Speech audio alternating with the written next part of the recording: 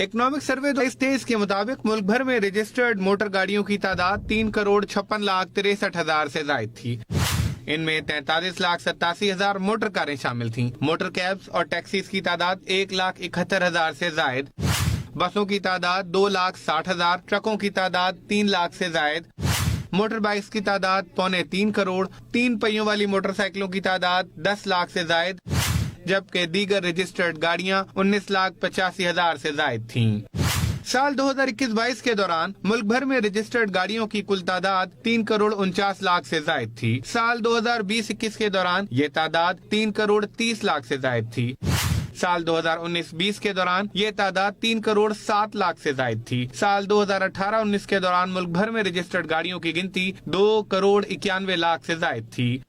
साल 2017-18 के दौरान ये तादाद 2,65,00,000 थी। साल 2016-17 के दौरान मुल्क भर में रजिस्टर्ड गाड़ियों की तादाद 2,37,00,000 थी।